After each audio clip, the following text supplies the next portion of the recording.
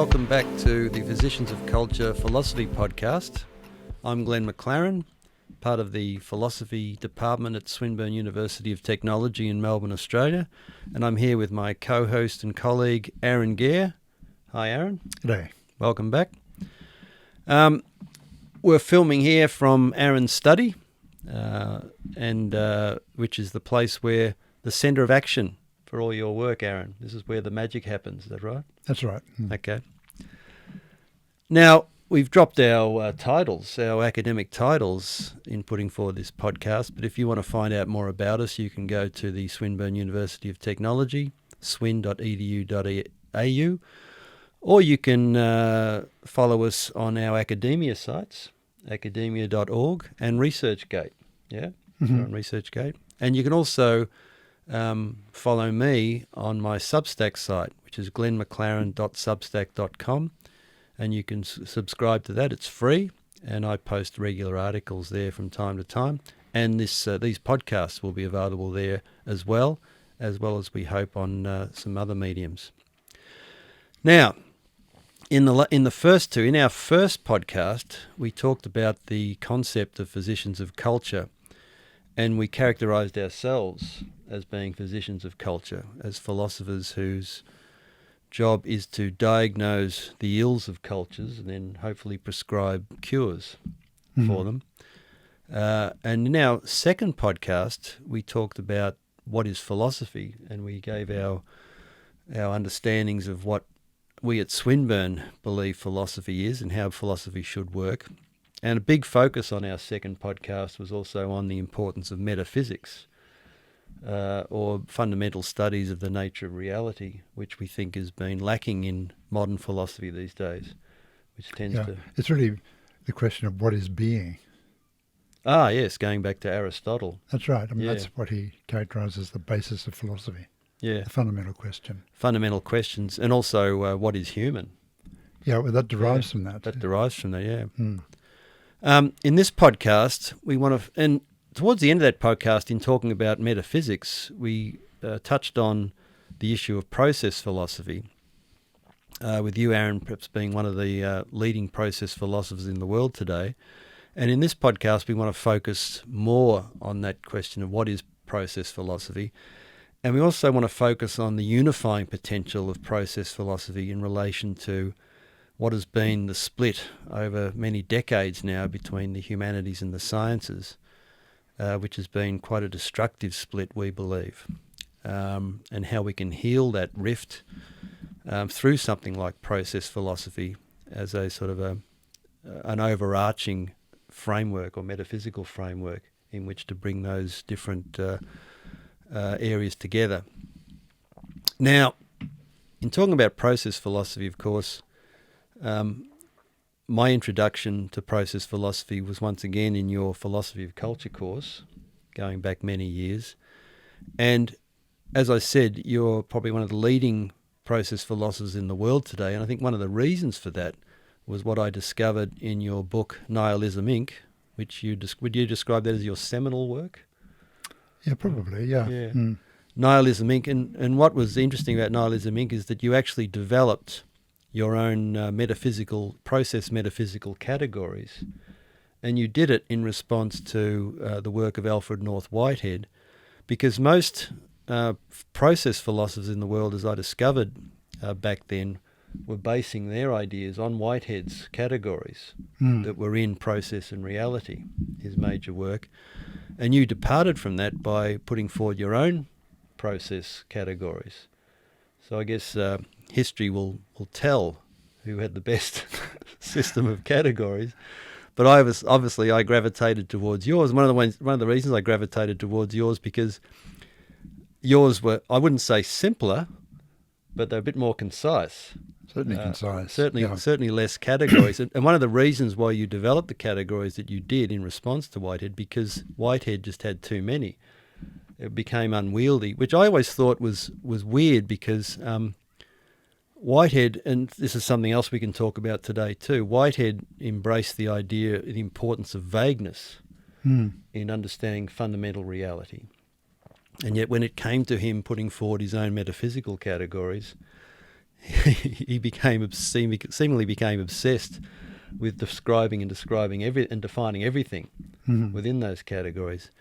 So what was your journey, I suppose, or what was your inspiration towards you developing the categories you did? And do you want to talk about those categories a bit as well?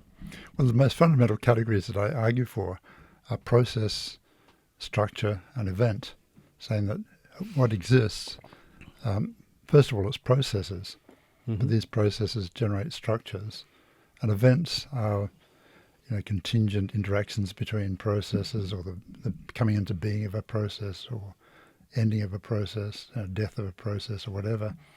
And to understand those, you need more basic concepts, things that you just take completely for granted, like the notion of order, the notion of duration. So these are the concepts that seem to me required for people to make a fundamental shift in their thinking, which to some extent influenced not just by Whitehead, but by Bergson and Milik Čapek, who was an interpreter of Bergson. Oh, yeah. Now, he wrote a book on modern science, and he talked about the dominant categories that pervade our culture, and it's basically, there's matter located in space, changing its position over time, with force of interaction between them.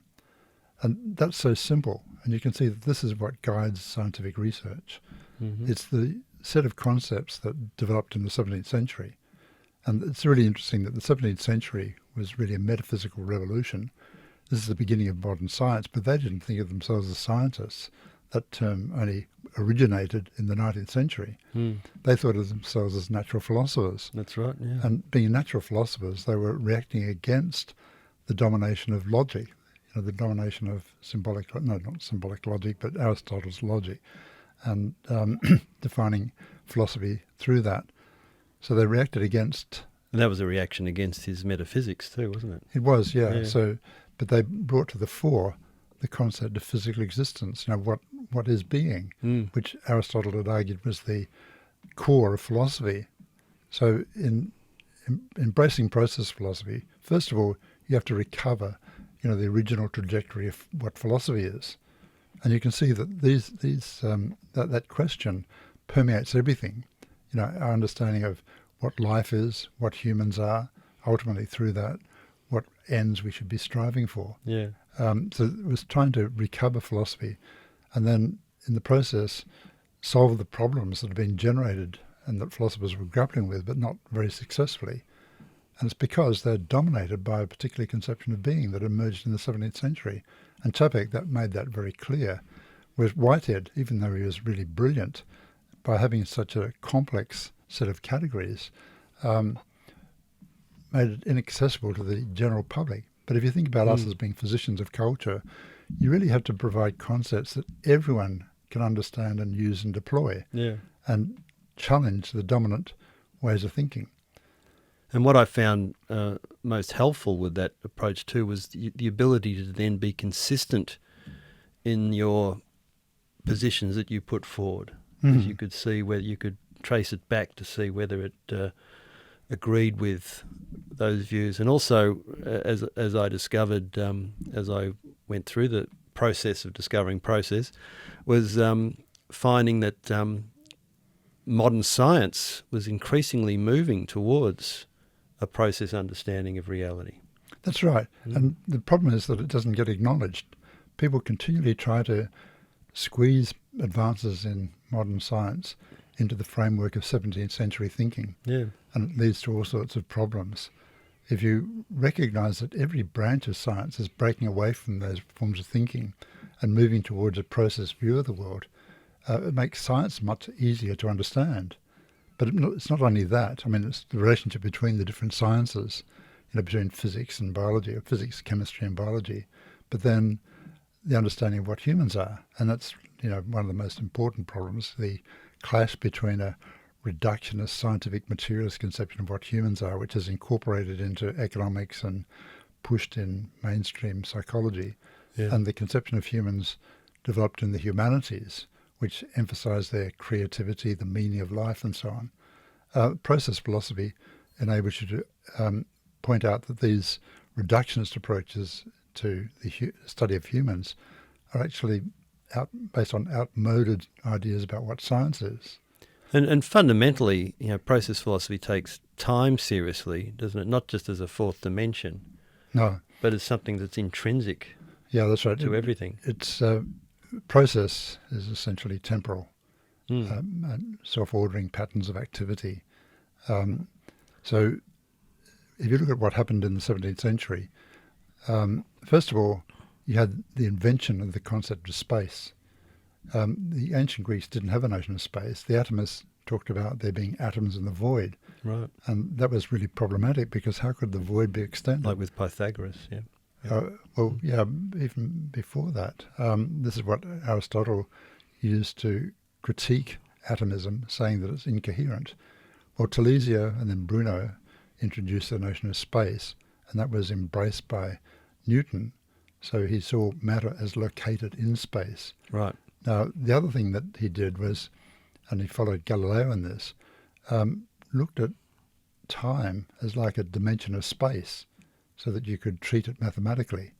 So space-time becomes a kind of container. Mm. Now, when you talk about the centrality of time in process philosophy, it's different from that notion of time. It's much more fundamental. Yeah. It's saying that temporal becoming, is the most basic kind of aspect of what is. And secondly, space is derivative. Yeah. Space is a relational concept. It's associated with defining the independence of things and their potential for interaction. So space emerges fundamentally within that temporal. That's right, yeah. Now, once you understand that, you can appreciate that different spaces emerge. There's a space that emerges within organisms. There's a space that emerges in society, a complex of spaces. You think about a house as, an organisation of space, different potentialities for interaction. And this is something that was developed by the phenomenological human sciences. But if you've got a process view of the world, you can appreciate that they're on the right track. It's also really important in things like architecture and town planning, thinking the kind of world we're creating, the kind of environment we're creating for ourselves and what potentialities that opens up or blocks off. We're creating a human spaces that just reduce people who have to work, get to and from work, and then in their private space, sort of where they're bored, just being distracted by television.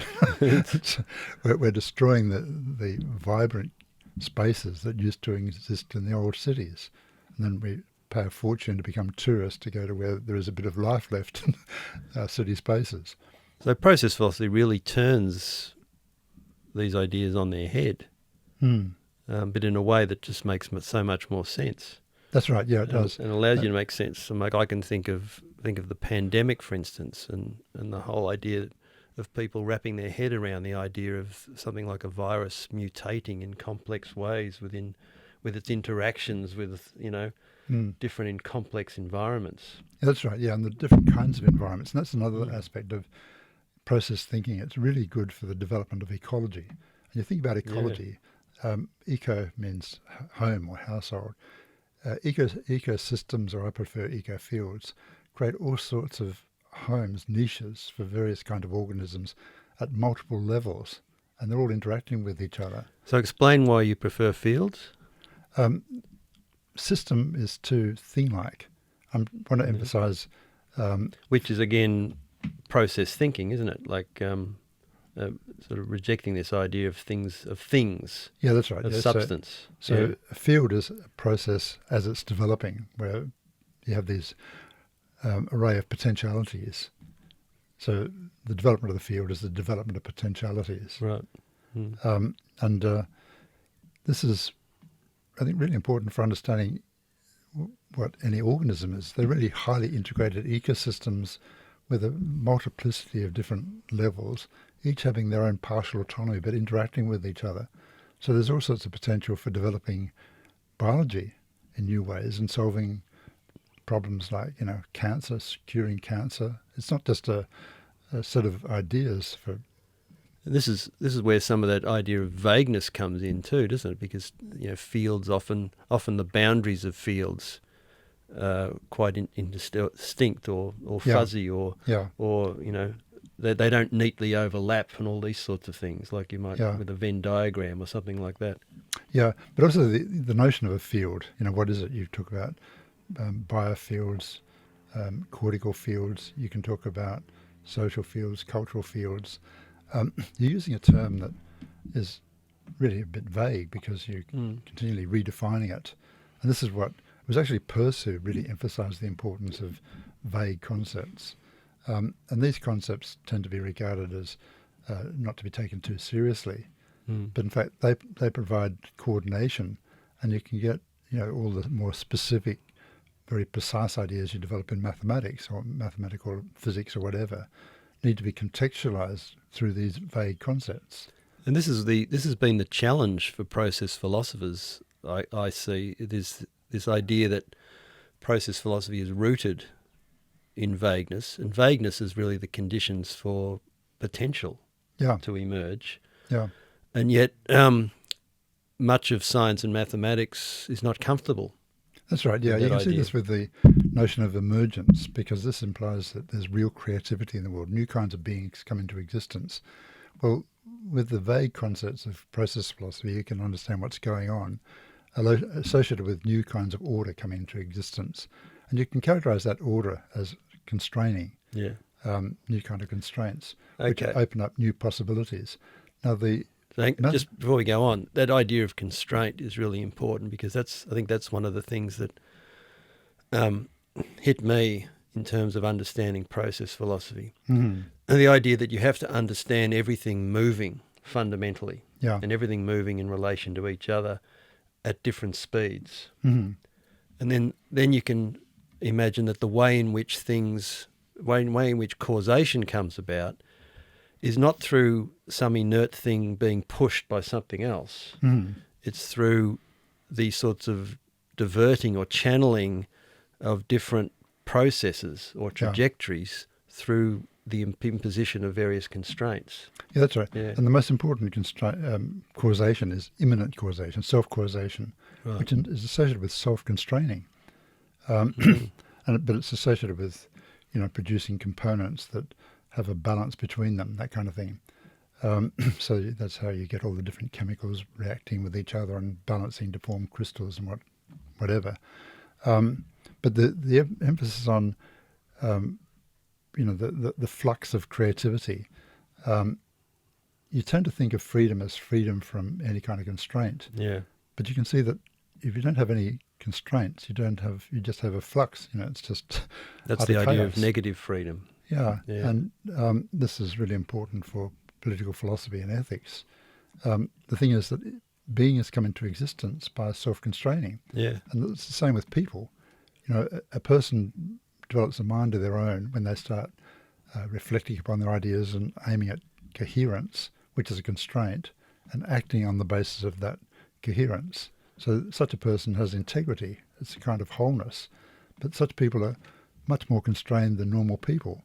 But it's by virtue of that they're able to be creative and to form relationships with people that people are just acting on impulse or unable to do.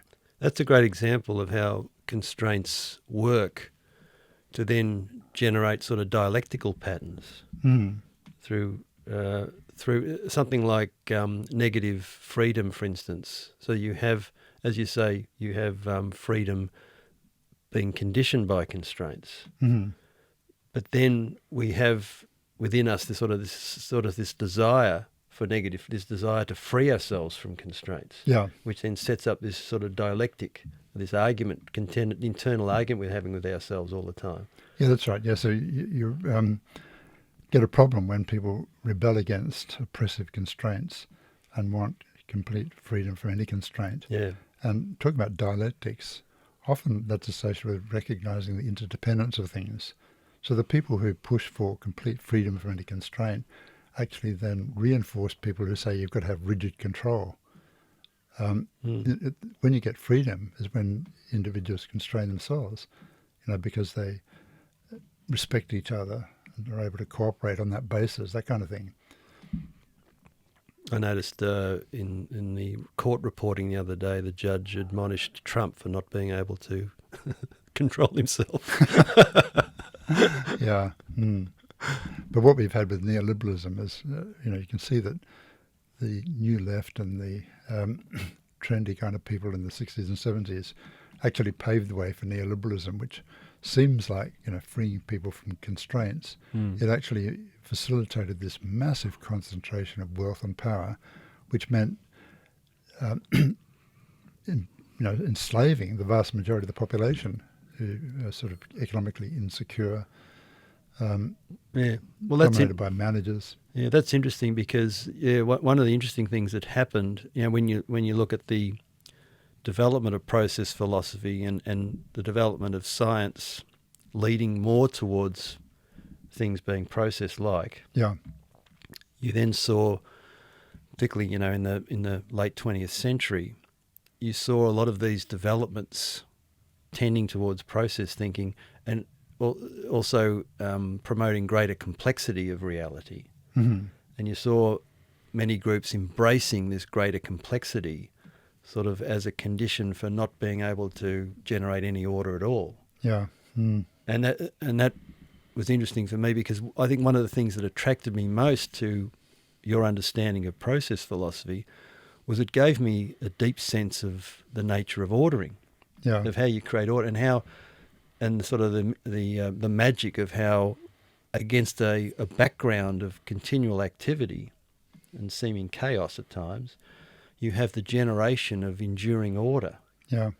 And the importance of that order and how that order then acts to help us to orient ourselves and our lives, etc. Yeah, it can generate order. It can generate just flux.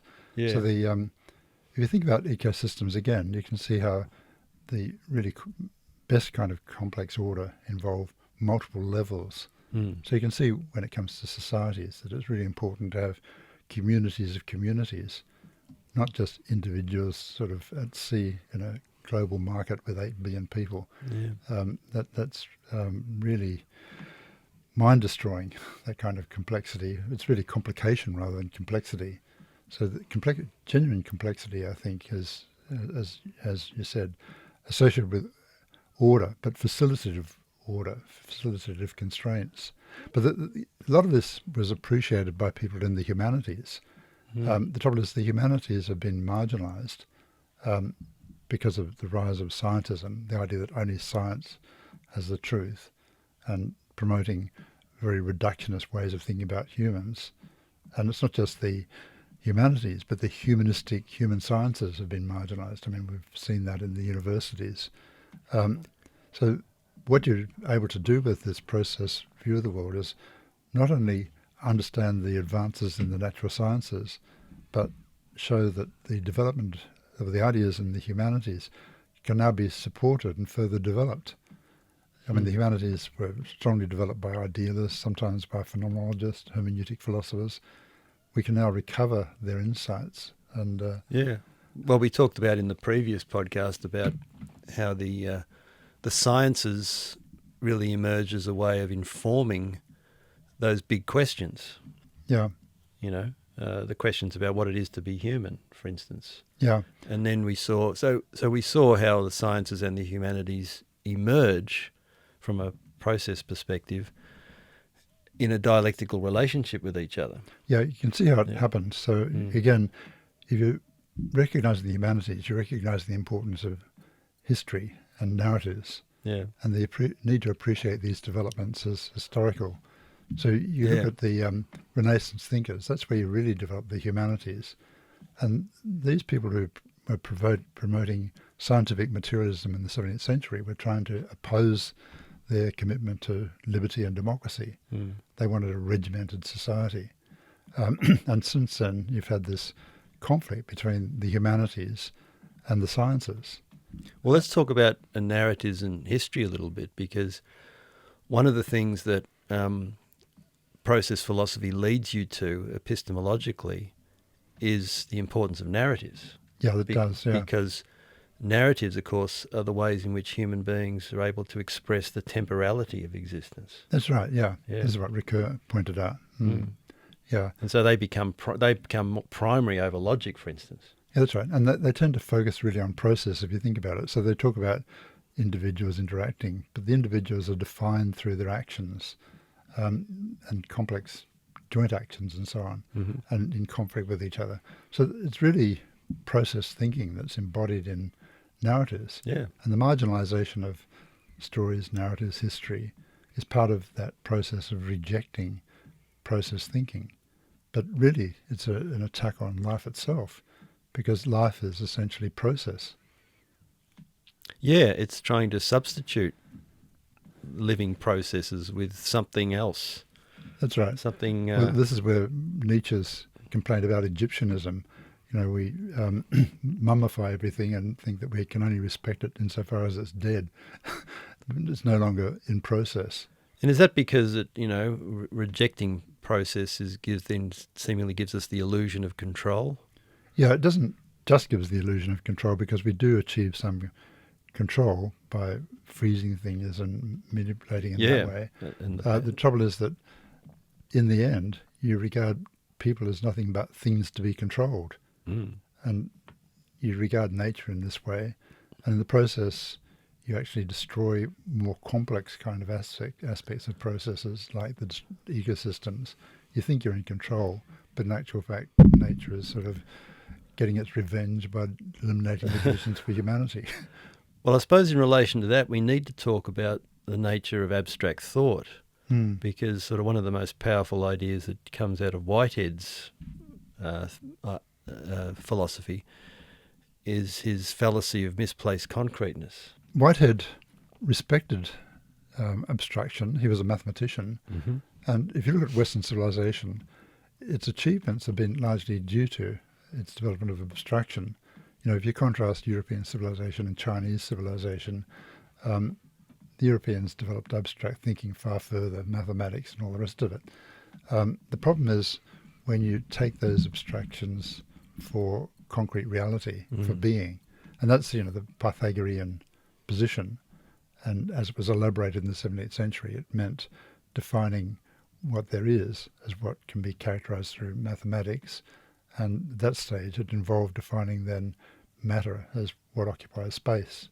What has mass. Yeah, because Whitehead at the time was arguing against the concept of simple location. That's right, yeah. Mathematics, Yeah. So that's when you get the fallacy of misplaced concreteness, the taking of these abstractions which are useful as concrete reality.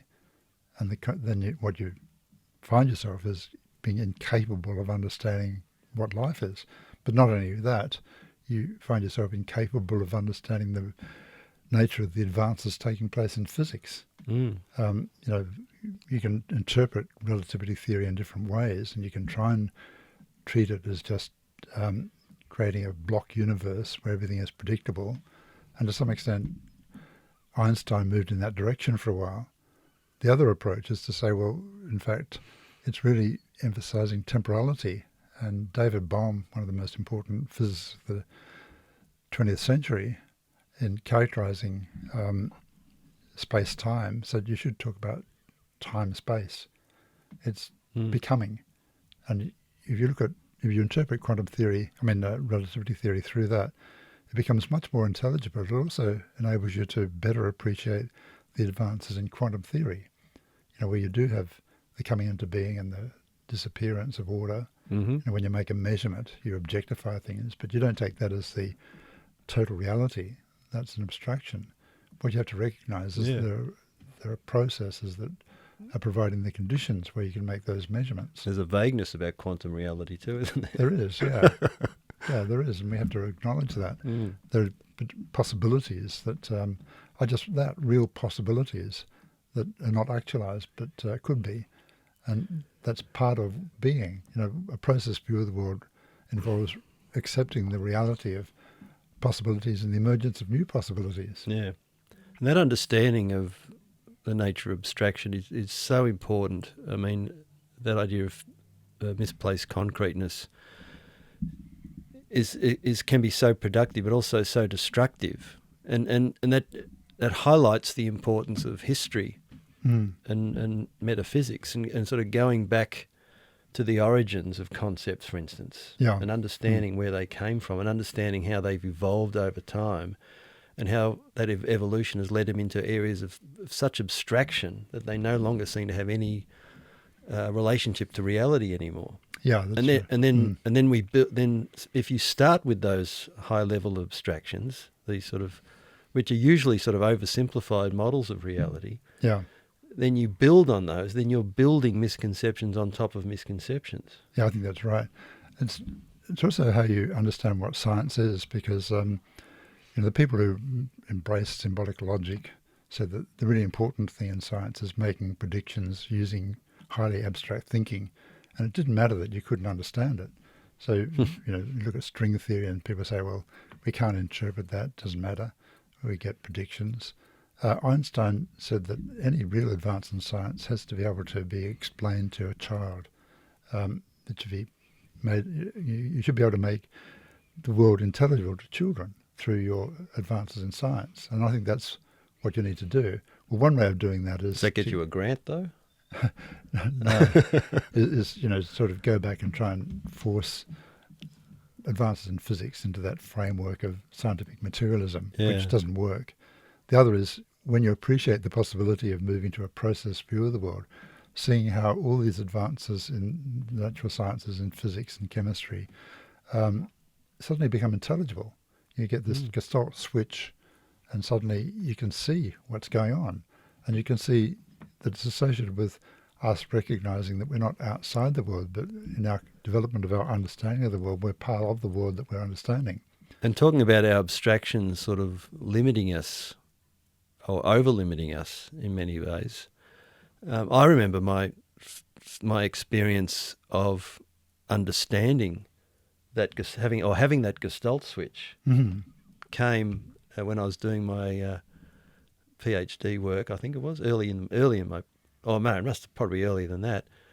When I had the flu, and I had a fever, and I was delirious, and suddenly, so you hear people saying this, don't you? That suddenly I had this. Oh my God, that's what reality is like. I had this sort of vision of process reality. Sort of that shift came to me. I understood it through in that sort of process of delirium, which I'm not advocating that people, because a lot of people are then saying, oh, you need to take drugs in order to understand process philosophy. But you do see how it's very difficult for people to make that Gestalt switch and to understand and to really be able to understand the process nature of things underneath the things that they interact with all day, every day. Yeah. So you can see this, one aspect of process thinking is that there's an asymmetry between the relationship between the present and the past and the present and the future. Yeah. So the future is yet to be realized, and it's open. It's not completely predetermined by what you had in the past. It's constrained by what you had in the past, but not determined. And if you're part of reality, it enables you to recognize that what you do, how you think, the ideas you develop and how you act can actually contribute to the future we create. Yeah. And this is why Whitehead argued that the function of a university is the creation of the future, insofar as civilized modes of thought affect the issue. And so it's a huge issue. Not reproducing the same destruction. Yeah, that's right. Well, the destructions, you can see, talking about the fallacy of misplaced concreteness, how destructive it's been with the dominance of economic thought. So you take this abstraction of Homo economicus, the individualist, egoist, trying to maximize their pleasure or pain or minimize pain or whatever, or just satisfying their preferences, with those being entirely irrational. The utilitarian view. Yeah, and imposing markets everywhere. Yeah. And the effects of that, the destruction of communities, but it doesn't even lead to good economic outcomes in their own terms. You can see this with the abstract models defending free trade. And you say, okay, well, countries should focus on what they've got a comparative advantage in. So if you're in Australia and you've got a lot of natural resources, you get rid of all your industries and just export your natural resources. Now that has an absolutely devastating effect on the entire society. And you end up being enslaved by the people who develop their productive economies. Schumpeter who was a great economist of the 20th century, said that there are three things that people can use as guides when they're making decisions, economic decisions, that is governments. They can use economic models, they can use statistics, or they can use history. And he said history is by far the most important. And if you look at history, you can see that the countries that embraced free trade didn't succeed. Australia became an affluent country because people like Deakin said we had to have tariff barriers. Now, because of the abstraction of modern economics, incorporated by World Trade Organization and the acceptance by Australia of that, Australia has become one of the least industrialized countries of the OECD, that is as a proportion of the population. Now, this brings us back to the nature of constraints, doesn't it? And how they operate, and how process philosophy can give us insights into that. In, what sort of, the idea of a free market, for instance, or the idea of a laissez-faire system is a sort of form of negative freedom, an absence of constraints. Yeah. Whereas we see that real systems don't work that way, and they become chaotic, or they just tend towards generating monopolies or generating it becomes wealth in the hands of a because few. this is what's happened. We've had through the right. imposition of those abstractions and So supposedly celebrating freedom. So the question then becomes, what sort of constraints?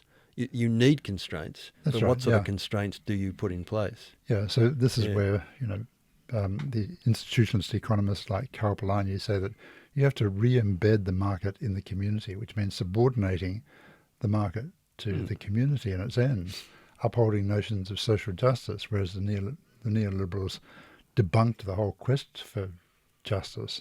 That's particularly destructive of Australia, which had the notion of a fair go, which is justice, really resonating with Aristotle's notion of justice. We've done away with that. And this is where, the same people who would try to debunk metaphysics, for instance, or reject metaphysics, will be the ones who are quick to say that something like neoliberalism is natural. Yeah, that's right. Is what we are. That's right, because it seems to fit with their conception of nature, based on a fundamentally defective ontology, a fundamentally defective metaphysics, which they haven't examined, or they've examined and they're cynically manipulating it. But not usually using the case. The kind of abstractions to operate, looking at people as just things to be controlled, including their beliefs. So instead of a commitment to truth, understanding, comprehension, you look at people in terms of how you can control what they believe. And so public relations, advertising, determines what people understand the world to be. That is, apart from the so-called elite that deal with these abstractions. And that produces this consumer society that's heading towards disaster. I think Heidegger said it was making people only interested in the interesting. Oh, yeah. Well, you come to appreciate, that people are not happy just consuming food. They have to have entertainment, and they have to have things that appear interesting to them. But because it's just reduced to a form of entertainment, it never lasts for very long. So they have to have continual new inputs, new spectacles to look at. But it's usually stuff that others are saying is interesting. This is what's interesting. Yeah. They're determining what's interesting. Yeah. Which brings us back to the problem of determinism, which I think is probably the most important thing that process philosophy addresses. Yeah, that's right. Well, it rejects determinism, but gives a place to real freedom as self-formation. So it's associated with the notion of authenticity. So this is an idea developed in the Humanities by people like Heidegger, Sartre, and so on, and it's been shunted aside over the last 50 years. But to be authentic is to be the author of your own life. That is, if you think about stories, you construct a story about your life and you recognize that you're responsible for its development. You situate yourself in the broader stories of your communities. You define your goals on the basis of that, and you create yourself to some extent. And in the process, you're participating in creating your culture, your communities, your society, the future of life. So you can see yourself involved in that dialectic between the self and the other. That's the right. group Yeah. and the individual. Yeah. Yeah. The interdependence of them all. Yep. Now that's very demanding on people, and this is should be recognised. But it's with people who meet the challenge are to some extent more human. Well, I think there's two great powers that process philosophy has given me in the classroom. Mm-hmm. One is being able to tell my students in pretty bleak times that the future does not have to be this way. Or Yeah. the future can be different. Yeah. And if you study history, much of history could not be determined beforehand. Yeah. So So if you look at economics and its influence, it's not just in economics that it's influenced people's understanding of life generally. So this is really what happened. You had economic thought being applied to looking at the development of life, and you developed Darwinism, modelled on economics, survival of the fittest, and then you developed social Darwinism, legitimating that kind of economics. But it does more than that when you look at the relationship between countries, races, and so on. That's what really underpinned, the wars we've had. Hitler was very strongly influenced by social Darwinism. Yeah. People think that he was influenced by German philosophy, but he wasn't. People have looked at his library and said that what he was interested in was scientific notions of racism based on social Darwinism. Well, they weren't fans of Hegel, as some people have argued, I don't think. No, they certainly they weren't. And for them, it's a struggle for survival, which is predetermined anyway, and the strongest survive and prevail. And Hitler accepted that the Germans had lost to the Russians, so they deserved to be eliminated. But it's all, in the nature of things. You can't alter that. You can't alter that dynamics. And it's clear that what's happened since then, after the Second World War, social Darwinism was shunted aside, but it was revived in the 1970s. And if you look at the politicians who dominate the world now, they're social Darwinists. They are, yes. And we're heading towards perhaps a nuclear war as a consequence. This is sort of fundamental to their fascism, isn't it? Yeah, it is. Yeah. So you're having this peculiar relationship where the promotion of individual freedom generates fascism. Trump even talking about, poisoning the blood, immigrants poisoning the blood of its nation. Yeah. And on the other side, you've got, Biden promoting, again, that atomistic individualism. Yeah. So the two reinforce each other. Yeah. And you don't have any alternative choices. So the other power that process philosophy gave me is, particularly in teaching humanities students, is to be able to tell them that what they think about reality matters. Yeah, because they've been really accepting the marginalisation of the humanities, treating literature and history and so on as just forms of entertainment. Yeah. Not to be taken seriously. That's right. Yep. And also, and through this, the importance of narratives. So because those people in the humanities should be the people who understand narratives better than anyone else. Yeah, that's right. Then, It's really interesting that one of the most important figures for developing that scientific materialist worldview was Hobbes. And if you study history, you can see how he was influenced by people like Galileo, and then applied those ideas to humans and society. He was a pivotal figure for you, wasn't he? Yeah, because you could see that economics in its modern form originated in Hobbes. He looked at money as like blood distributing nutrients through the body, driven by the egoism of individuals.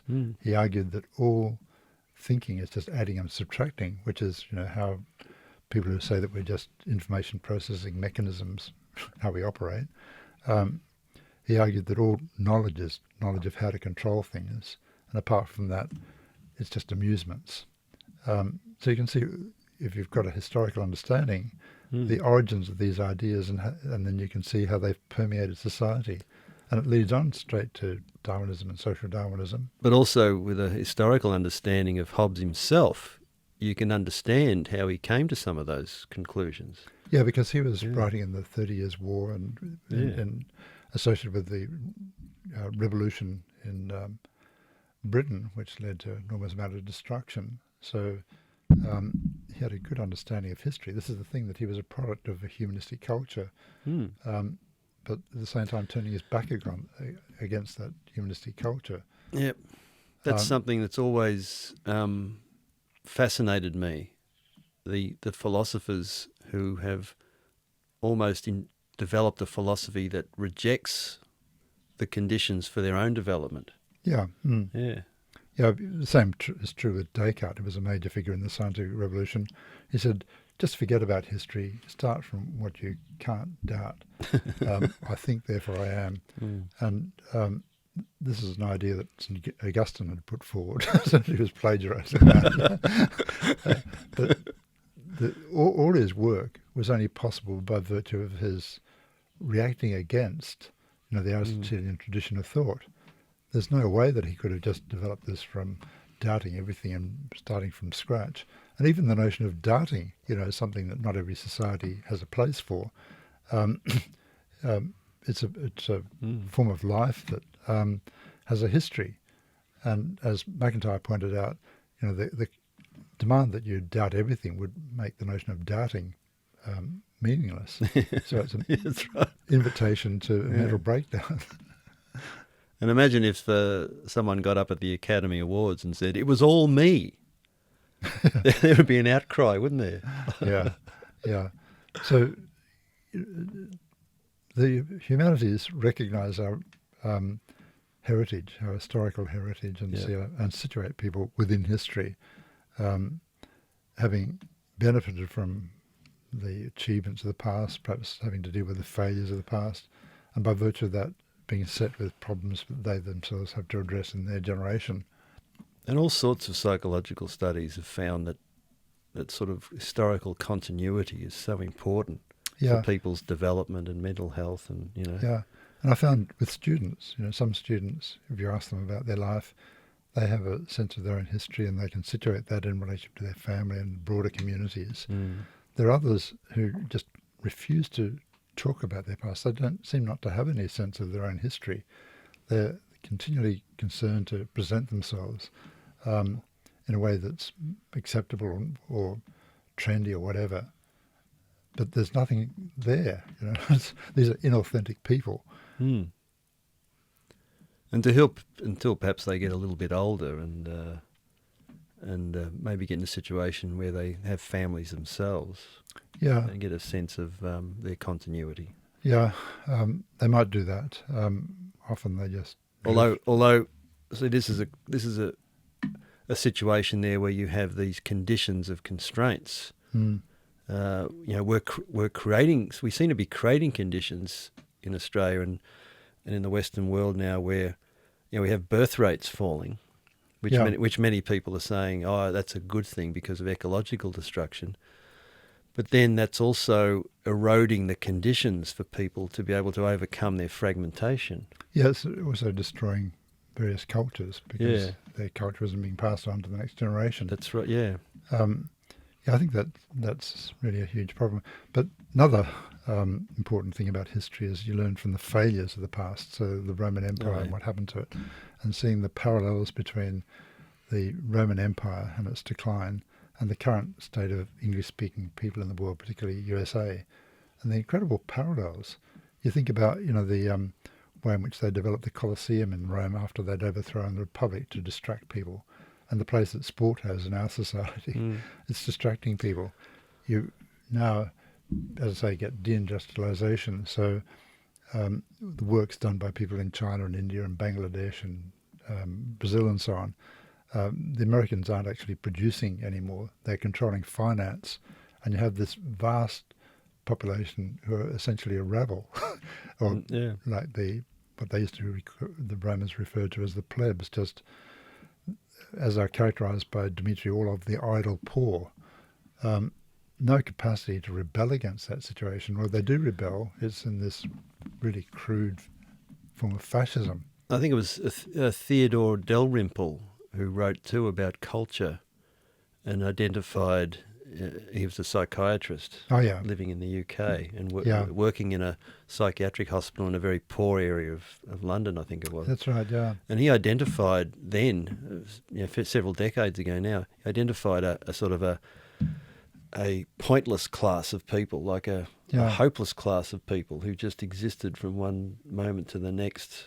That's right. Eating and he was bad, pointing out bad diets, bad health, no aspirations. Yeah, and he was pointing out the parallels between them and these people who thought they were being trendy and promoting postmodernism. Yeah, and the linking of that with neoliberalism. So what do you think is very different domains are actually all interpenetrated, all interlinked. Just that experience of these people really enabled him to appreciate just what an appalling state Britain was in. And that gets us to the unifying potential of process philosophy, I think, because certainly what attracted process philosophy for me in doing my PhD work was the ability or the freedom it gave me to bring so many different aspects together, different things together into a relational whole. Yeah. And but that doesn't seem to be something that many people. It seems to be something that people have trouble understanding. Understanding it now, because your work was so broad. It is, and it is still very broad. Yeah. And people have probably criticised you for that. And but for me, that's what attracted me to it.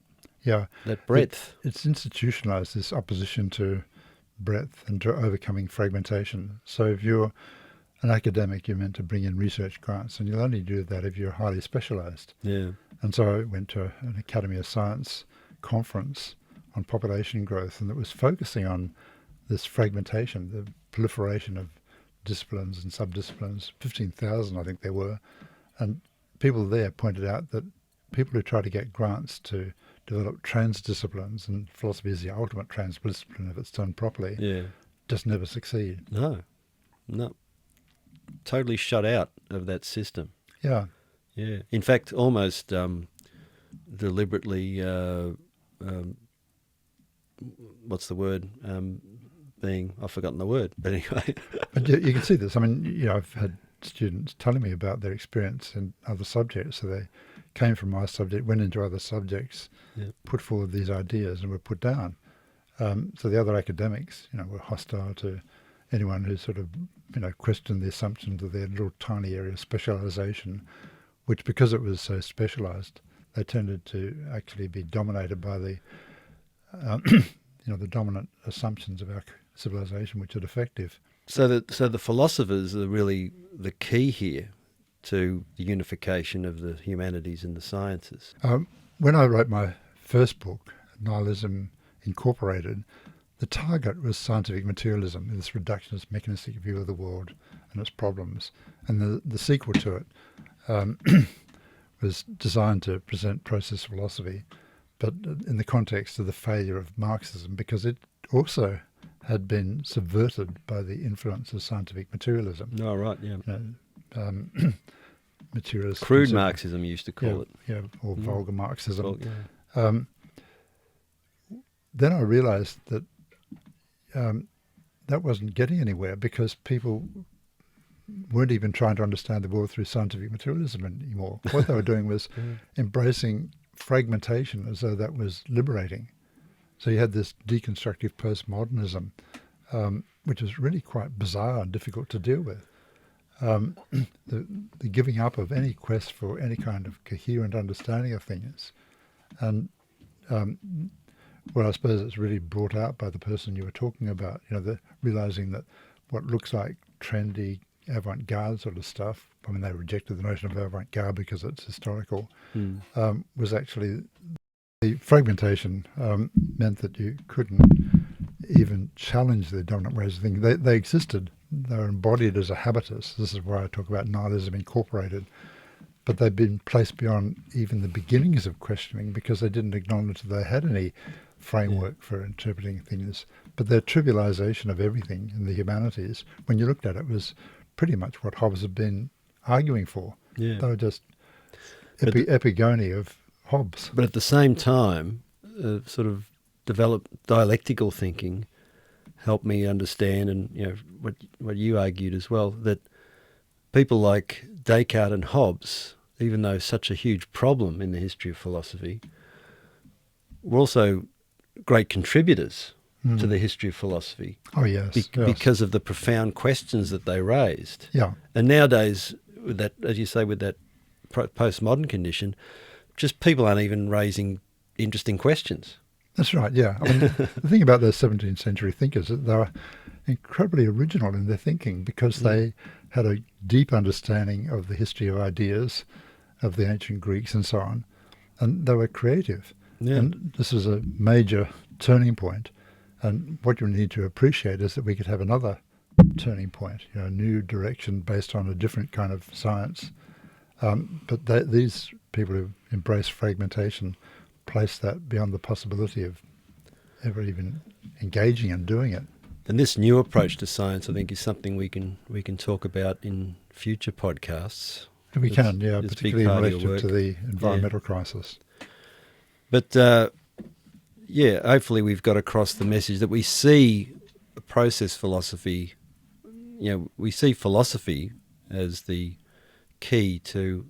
It's always been the key, really, to bringing the humanities and the sciences together. Yeah. And it's also, and we see process philosophy as having the most potential within philosophy itself to help achieve that, because, of course, some areas of philosophy have become part of the fragmentation problem, particularly analytical philosophy. And we believe that the history or the future of humanity is going to depend to a large extent on the humanities and the sciences coming together in a meaningful way. That's right, yeah. Because at the moment, science is lost in its abstractions that it's not reflecting on, and it's going in directions which are really not, we don't believe is really helpful to the future. Bruce Charlton said that it's destroyed science. You got a whole lot of defective scientific papers being churned out, and we're not advancing anymore. And humanities is the area that can provide some constraints on science and some direction on science. Well, thanks for that, Arran. I hope this session has given people some insights into the nature and potential of process philosophy. And it's important as a sort of a bit of a grounding, I guess, for all of our podcasts from now on, that people understand that this is the sort of position that we're coming from when we talk about the world. It's based in these ideas. We look forward to seeing you in the next podcast. But for now, thanks for joining us, and we'll see you next time.